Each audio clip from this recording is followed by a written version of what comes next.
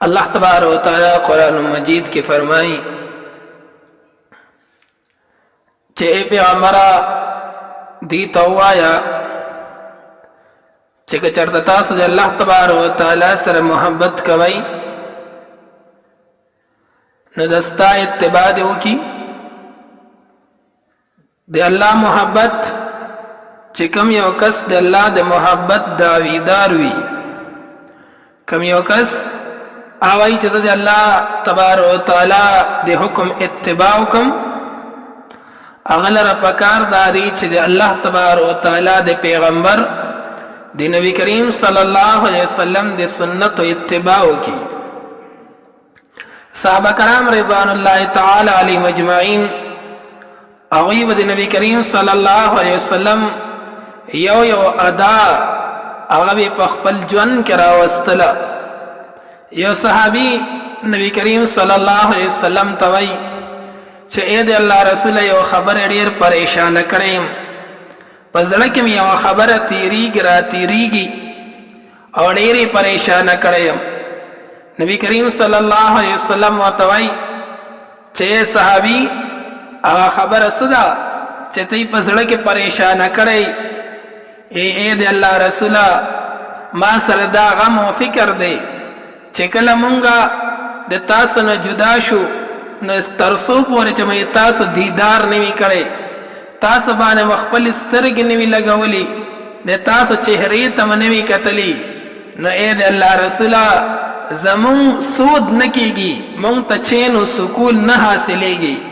दा गम दा फिक्र दे जमा पजड़ की चेके चरता जन्नत तलाम लो न प जन्नत के बतास प आला मुकाम के वही पहुँचत मुकाम के बवई अल्लाह आला दरजब अल्लाह तबारक व तआला तास्त दरकई वले तहद अल्लाह पैगंबरी और अंबिया अलैहिमुस्सलातु वस्सलाम दरजा दाद आम इंसानान नडेर उचतवी न ए दे अल्लाह रसूला दा गम व दा फिक्र में दे पजड़की चेक चरत जन्नत तलाम लामलू न तासो प आला मुकाम के वई और मुंग प अदना मुकाम की नबियावे तासु दीदार नशु कवले नबी करीम सल्लल्लाहु अलैहि वसल्लम फरमाई चिपदा टीम के जिब्राइल अमीन रावे जिब्राइल अमीन वही रावला नबी करीम सल्लल्लाहु अलैहि वसल्लम ता नबी अलैहि सलाम दा सहाबी राव वक्तलो व तो फरमाइल चे कम यो कस प दुनिया के रचा सर मीन और मोहब्बत कई प आखिरत के प जन्नत के बदे अगसर योजेवी सहाबा कराम ते जेकल दा वही नबी अलैहि सलाम दा इरशाद ओ फरमाइलो न सहाबा कराम वही जे दीन मुंग त सेवा खुशहाली बल नवा दा पटूल के सेवा खुशहाली वा च अल्लाह तबारक व तआला प दगा वरस बानी मुंग त नबी अलैहि सलाम प जवाब बाने रा नसीब का दे नबी अलैहि सलाम प जरिए मुंग तरा और सवाला च क़यामत प वरस बाने बजे सोग द चा सर मीन और मोहब्बत कई क़यामत पर रज़बाने प जन्नत के वर सर योजेवी और ये टोल सहाबा कराम की टोल की उचत सहाबी और जमुंगा उतासो दा अकीदा न चे टोल सहाबा कराम के अफजल तरीन शख्सियत दा सैयदना अबू बकर सिद्दीक रज़ी अल्लाह अन्हु दे सैयदना अबू बकर सिद्दीक रज़ी अल्लाह अन्हु प यो मौका बानी नबी करीम सल्लल्लाहु अलैहि वसल्लम यो इरशाद फरमायो अल्लामा इब्न हजर रहमहुल्लाह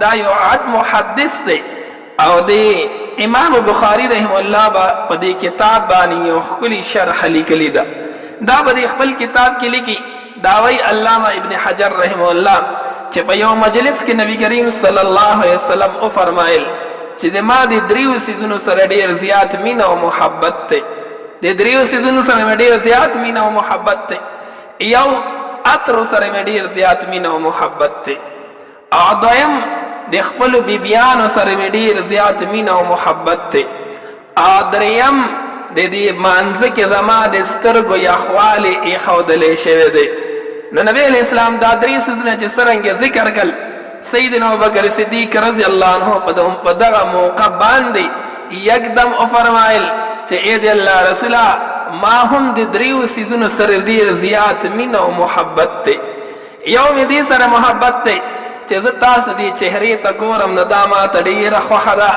नबी अलैहि सलाम सर मीना वा दे नबी अलैहि सलाम दीदार चे भी नौ करे نه تر هغې پورې به صحابه کرامو ته سکون نه حاصلېدلو. نو نبی علیه السلام ته وایي ای د الله رسوله یو مې دې سره ډېر مینه او محبت دی چې تاسو دې چهرې ته وګورم، او دویم مې دا ډېره خوښه ده چې زما لور عایشه رضی الله عنها هغه ستاسو په نکاح کې ده، او دریم مې دې سره ډېر مینه او محبت دی چې خپل مال هغه راوالمه او په تاسو باندې خرچ کوم، دا ماته ډېره محبوبه ده. مال د الله تبارک وتعالی په لاره کې خرچ کول دا الله ته خوښه ده، او صحابه کرامو به دا فخر ځان دپاره ګڼلو چې خپل مال راوالي او په نبی علیه السلام باندې خرچ کړي. یو ځل یو واقعه راځي، دا زبیده دا د هارون رشید بادشاه بیبي وه. زبیده تاسو په دې عرفات میدان ته که څوک تللی وي نو تاسو به کتلی وي چې د عرفات په دې میدان کې د دې عرفات د بره ډیرۍ سره ښکته دې سره یو ورکوټې غوندې لښتې تللی دی. ورکوټې لښتې دا د وړاندې زمانه کې د هارون رشید بادشاه په زمانه کې د ده د بیبي د زبیدې دا لښتې د عراق نه راوستی او په دې کې به اوبه راخوشي کلی، او د عرفات په میدان کې چې څومره حاجیان الاوی به دا څکلي هم او په خپل استعمال کې به راوستلې د اودس دپاره یا په هغې باندې به مخ لاس وینځلو، نو د هغې دپاره به دا استعمالولې. دومره اوچته بیبي چې د هغه عراق نه دغه د اوبو دا نهر راوستی دی او عرفات او مکې مکرمې ته بیا راوستی دی. دا یو ځل د خپل خاوند سره هارون رشید بادشاه سره داسې د کور نه داسې په سفر باندې ووتل. د دغې هارون رشید بادشاه په زمانه کې یو غټ ولی الله تیر شوی دی، بهلول دانا به ورته ویل. دا د الله تبارک وتعالی یو غټ ولی الله دا په لاره کې ناست دی او د شګو نه کورونه جوړوي، د شګو نه کورونه جوړوي او بیا وایي چې دا په یو درهم په یو دینار دغه رنګې اوازونه کوي. دغه زبیده او د هارون رشید بادشاه چې کله دغلته تېرېدل نو دغه زبیده د خپل سورلۍ نه کوزه شوه او بهلول دانا ته وایي چې دا په څو باندې دی؟ دا په یو دینار باندې دی. دې باندې به الله تبارک وتعالی ما ته څه راکوي؟ دې باندې تا ته الله تبارک وتعالی د دې په مقابل کې تا ته الله تبارک وتعالی د جنت کور درکوي. الله به ته جنت کې یو بنګله درکړي، یو ښکلي ماڼۍ به درته درکړي په جنت کې. دغې زبیدې ورته یو دینار ورکړو او روانه شوله. نو دا بادشاه ورته وایي هارون رشید بادشاه چې تا سره پیسې ډېرې شوي دي او بس چې څوک پیسې در نه وغواړي نو ورکوي، ته یې ورته ورکوې. د دې شګو په دې ډېرو باندې څوک څه کوي؟ دا خو څه بنګله نه ده، په حقیقت کې هېڅ حقیقت نه لري. دا خو د شګو هسې ډېرۍ د جوړې کړي وي او تا په یو دینار ورکو. دې نه دا معلومېږي چې د بادشاه ښځه یې پیسې در سره ډېرې شوي دي. زبیدې ورته په جواب کې څه ونه ویل. خو د شپې چې کله هارون رشید بادشاه اوده شو نو اوس په خوب کې ګوري یو ښکلي بنګله ګوري چې په هغې باندې لیکلي بیت الزبیده د زبیدې کور، دا به لیکلي شوي دي. نو دا بادشاه هارون رشید بادشاه د دا سوچ وکړو لکه څنګه چې په دنیا کې زبیده زما ښځه ده او سړی د خپلې ښځې کور ته په اسانۍ سره ورتللی شي بغیر د اجازت نه. نو دارنګې په آخرت کې چې دا کم ماڼۍ دا ګوري نو دا وایي چې کنې دا خو زما ښځه ده، دې ته به هم زه دغه رنګې وردن نوځم او ورداخل به شم. چې څرنګې دغه کور ته روان شو نو د هغه کور چوکیداران ورته وایي چې چېرته روانې؟ دې کور ته دننوځم. دا چا کور دی؟ دا زما د ښځې د زبیدې کور دی. نو هغوی ورته وایي چې دا دنیا نه ده، د دنیا او په آخرت کې په هغې کې فرق دی. په آخرت کې چې کوم کور باندې چا نوم لیکلی شوی وي او ورته داخلېدلی شي او بل څوک ورته نشي داخلېدلی. په دې باندې د زبیدې نوم لیکلی دی نو دا صرف د زبیدې کور دی، دې ته صرف زبیده داخلېدلی شي. ته یې که خاوند دی نو په دنیا کې خاوند دی، په آخرت کې نه. د آخرت د هغې احوال جدا او د دنیا احوال جدا، نه ته دې ته نشي داخلېدلی. دا هارون رشید بادشاه را پاڅېدل. چې څرنګې را پاڅېدلو د شپې سهار خپل چې سهار ارس یوکل نو سحر بیا د خپل بیبي ته وایي چې زه چې زبیدي داسې په چکر باندې لاړ شو، په چکر باندې ووځو. زبیده ورسره روانه شو چې وایي کتل بهلول بیا لګیا دی د شګو کورونه جوړوي، دا په 1 دینار دا په 1 درهم. نو دغه هارون رشید بادشاه ورته ورکوز شو، هارون رشید بادشاه دا ورته ورکوز شو او دا ورته وایي چې بهلول دا په څو باندې دی. نو بهلول ورته وایي چې بادشاه سلامت، که ټوله بادشاهي دې راکې نو هم دا کور نه درکو، که ټول بادشاهي دې راکې هم دا کور نه درکوم. ولې وړاندې چې کومه سودا وه د غیب سودا وه، او اوس چې ته کوم دا کور اخلي دا په مشاهده د مشاهدې سودا ده چې تا بیګا د شپې خوب وکتلو، جنت کې د بنګله او ماڼۍ وکتله، مشاهده دې وکړه، اوس د هغې نه پس دا کور ته زمانه اخلي، نو که ټوله بادشاهي راته راکې دا کور درته نه درکو. نو د الله په لاره کې پیسې خرج کول په غیب باندې او په الله باندې یقین ساتل چې الله تبارک وتعالی به ما ته دې اجر او ثواب راکوي. د دې اجر او ثواب دی د مشاهدې سودا د هغې اجر او ثواب نشته دی. نو سیدنا ابوبکر صدیق رضی الله عنه نبی کریم صلی الله علیه وسلم ته وایي اے د الله رسوله یو مې دا ډېره خوښه ده چې دا خپلې پیسې راوالمه او په تا باندې خرج کوم، دا ماته ډېره خوښه ده. یو محفل کې یو د غزوې په موقع باندې نبی کریم صلی الله علیه وسلم د جهاد د چندې دپاره اعلان وکړو او دا موقع د غزوه تبوک وه.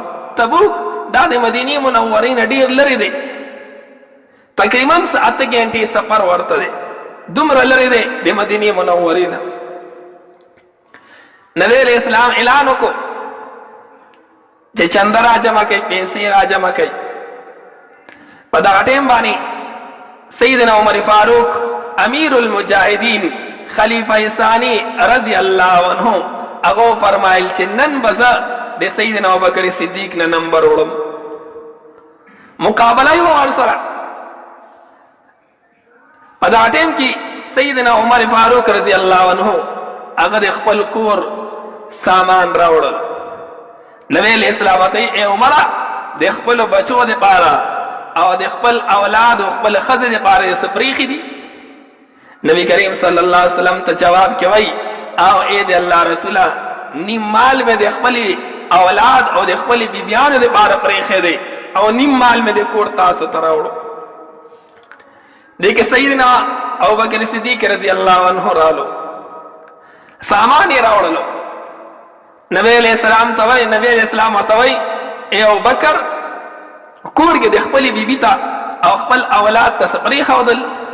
سیدنا ابوبکر صدیق رضی الله عنه ورته وایي ای د الله رسوله په کور کې مې الله او د الله د پیغمبر نوم پرېښودلو، خپلو بچو ته او خپلې ښځې ته د الله او د الله د پیغمبر نوم مې پرېښودلو، نور مې هېڅ څه نه دي پرېښي، ټول مال مې د کور، ټوله سرمایه مې د کور راوړه.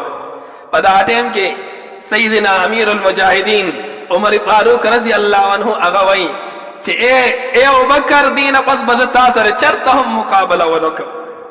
دا د سیدنا ابوبکر صدیق رضی الله عنه د هغه قرباني وه د دین اسلام دپاره، د هغه قرباني او د هغه مینه او محبتو د نبی کریم صلی الله علیه وسلم سره.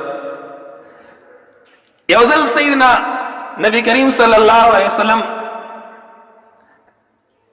مدینه منورې ته چې کله هجرت کول، د سیدنا ابوبکر صدیق رضی الله عنه د ډېره غټه قرباني ده. هجرت یې کولو مدینه منورې ته نبی علیہ السلام. نبی علیہ السلام د شپې لاړلو او سیدنا ابوبکر صدیق رضی الله عنه ته دروازه ووهله. چې څرنګه دروازه ووهله یکدم سیدنا ابوبکر صدیق رضی الله عنه راووتلو. نبی علیہ السلام ته تپوس کوي ای ابوبکر اوده شوی نه وې؟ سیدنا ابوبکر صدیق رضی الله عنه ورته وایي ای د الله رسوله د څو شپو نه د څو ورځو نه زما په زړه کې دا خبره تلله راتلله چې تاسو ته الله تبارک وتعالی د هجرت حکم کوي او تاسو به د دې مکی مکرمې نه هجرت کوئ او ما دا په زړه کې نیولې وه چې تاسو ما ځان سره په دې سفر کې شریکوئ د دې وجې نه زه به د شپې نه اوده کېدم هسې نه چې تاسو ما ته دروازه ووهئ او زه اوده او د تاسو په رابللو کې لږ دیر وشي تاسو ته لږ لیټ راووځم د دې د وجې نه ما به د شپې خوب نه کولو. سیدنا ابوبکر صدیق رضی الله عنه د نبی کریم صلی الله علیه وسلم سره په هجرت باندې روان شو. چې کله نبی علیہ السلام او سیدنا ابوبکر صدیق رضی الله عنه غار ثور ته تلل. دا غار ثور ډیر اوچت دی، غار حرا دا بیا هم نږدې دی خو لیکن غار ثور دا ډیر اوچت دی.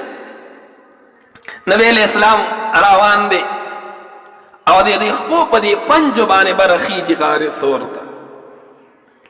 دا پوندې نه لګئ، پوره خپه نه لګئ، په پنجو باندې روان دی او دا لاس مخکې لګئ، د لاس ګوتې لګئ لکه څرنګه چې ماشوم په خپوړو باندې ځي دغه رنګې نبی علیہ السلام هم روان دی. سیدنا ابوبکر صدیق رضی الله عنه ته پوښتنه کوي اے نبی علیہ السلام دا ولې تاسو په پنجو باندې روان یئ او لاسونه لګوئ او پوره خپه نه لګوئ، دا ولې؟ نبی علیہ السلام ورته وایي دا د دې دپاره چې ما یې د خپو نشانونه نه پاتې کېږي هسې چې چېرته شاته راپسې کافران د دې خپو په نشانونو باندې راوان شي او راورسي راپسې. سیدنا ابوبکر صدیق رضی الله عنه ورته وایي ای د الله رسوله تاسو ما ته په دې اوږو باندې سور شئ، په دې اوږو به راته کښېنئ او زه به په دې باندې اوسم. نبی علیہ السلام په خپلو اوږو مبارکه باندې کښېنولو او غار ثور ته یې ورسولو. دا د سیدنا ابوبکر صدیق رضی الله عنه د نبی کریم صلی الله علیه وسلم سره مینه او محبت چې کله یې 3 ورځې په غار ثور کې تېرې کړې نبی علیہ السلام او سیدنا ابوبکر صدیق رضی الله عنه د مدینې منورې په طرف باندې روان شول.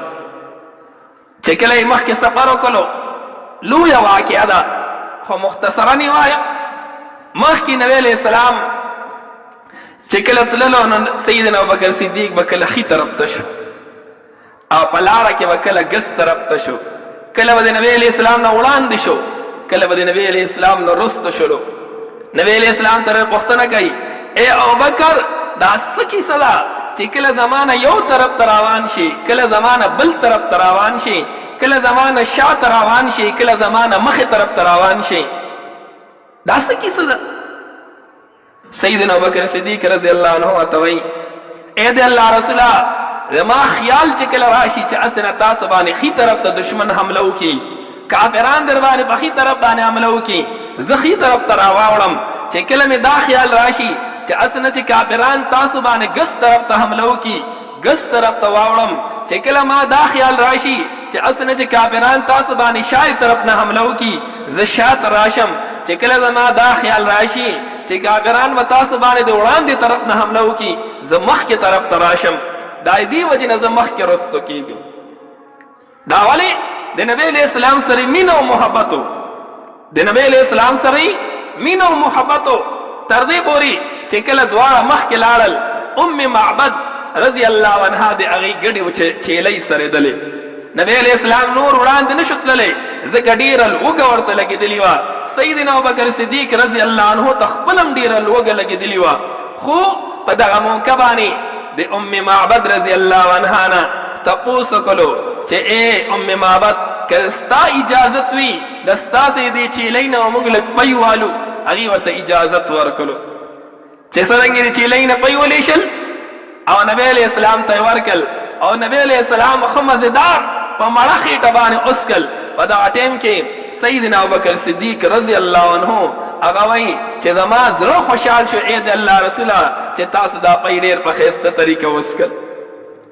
پی چا وسکل؟ د دواړو جهانو سردار خوشحاله پسو شو سیدنا ابوبکر صدیق. ولې په خپل ځان باندې مې ترجیح ورکوله نبی علیہ السلام ته. دا د صحابه کرامو د نبی کریم صلی الله علیه وسلم سره مینه او محبت. په یو موقع باندې نبی کریم صلی الله علیه وسلم د سیدنا ابوبکر صدیق رضی الله عنه په دې بدن مبارک باندې پدی باندې شلیدلی کپڑے او کتلې چې دا کپڑے یې پدی باندې شلیدلی. نبی کریم صلی الله علیه وسلم سیدنا ابوبکر صدیق رضی الله عنه ته وایي اے ابوبکر وړاندې د دین اسلام نه وړاندې ستا څومره ښایسته حالت او څومره خوشحاله زندگی دی وه او دا اوس چې تاسو په بدن باندې شلیدلي کپړې دي. سیدنا ابوبکر صدیق رضی الله عنه ورته وایي اے د الله رسوله دا اوس چې کوم حال دی د ستاسو د دوستۍ د وجې نه د ستاسو د محبت د وجې نه چې ما ته څومره سکون حاصل دی وړاندې ما ته داسې نه و حاصل. دومره مینه او محبت یو. په یو موقع باندې حضرت عائشہ رضی الله عنها روایت کوي چې په یو موقع باندې نبی کریم صلی الله علیه وسلم یې شپه وه زه نبی علیه السلام سره ومه اسمان طرف ته مې وکتل اسمان طرف ته مې وکتل دا ستوري ډېر ګڼ او زیات راته په نظر باندې راغلل. ما د نبی علیه السلام نه پوښتنه وکړه اے د الله رسوله داسې به هم څوک وي چې د هغه نیکیانې د ستورو برابر وي چې کوم په اسمان کې کوم ستوري په نظر باندې راځي زمونږ په دې ستا په دې امتیانو کې داسې څوک شخصیت شته چې د هغه نیکیانې د ستورو برابر وي. نبی کریم صلی الله علیه وسلم ورته په جواب کې وایي چې آو اے عائشې سیدنا عمر رضی الله عنه ورته یاد کړ چې عمر فاروق داسې یو هستی ده چې د هغه نیکیانې دا د ستورو برابر دي. ام المؤمنین حضرت عائشہ رضی الله عنها هغه غلی شوله خاموشه شوله ځکه د ام المؤمنین حضرت عائشہ رضی الله عنها په ذهن کې داو چې نبی کریم صلی الله علیه وسلم هغه به سیدنا ابوبکر صدیق والد محترم د ام المؤمنین هغه به یادوي ځکه سیدنا ابوبکر صدیق رضی الله عنه د ام المؤمنین عائشہ رضی الله عنها پلار نه دی په ذهن کې داوا چې اوس به نبی علیہ السلام زما د پلار ذکر کوي. چې کله عمر رضی الله عنه یاد کو نو ام المؤمنین عائشہ رضی الله عنها خاموشه شوله. لوند ټیم